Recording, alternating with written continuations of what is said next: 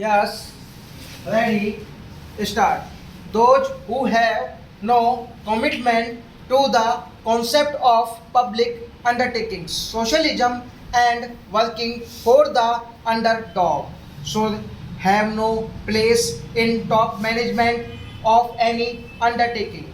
The difficulty lies in that we are half-hearted in these matters. We have the mentality of private businessmen, and also we have the concept and the ideal of a public undertaking. The encouraging participation of workers is the only safeguard for the success of any public undertaking in this country.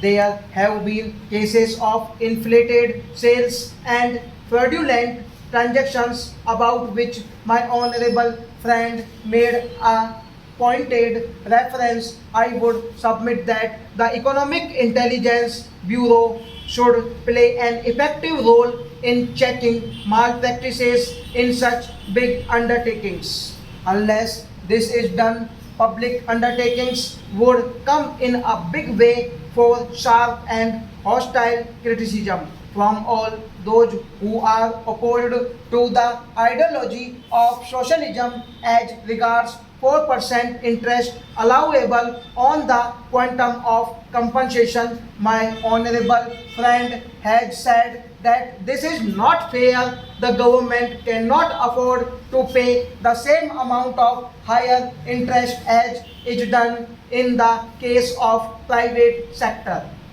The Constitution itself has provided that the quantum of compensation would not be justifiable. It has been done with a deliberate objective. If compensation at market value is to be paid to private individuals, then it would not be possible to take over the undertakings at all if the shareholders have taken the maximum benefit out of their investment. They should not be paid any compensation, and only nominal compensation can be paid. The Constitution allows legislation in that respect. I congratulate the minister on bringing forward this progressive bill. The steel industry is the basis of our industrial structure. In fact, the extent of industrialization of a country is measured by the amount of steel consumed per head of the population. This industrial undertaking, namely the Iron and Steel Company, is a big industrial complex, and it consists of not only an integrated steel plant but also an iron foundry. The company was started initial after the First World War, and by 1952 it had increased its capacity to 1 million tons. But the decline in the fortunes of the company started in the 60s, and by 1963 the production had gone down to 1 lakh tons per year.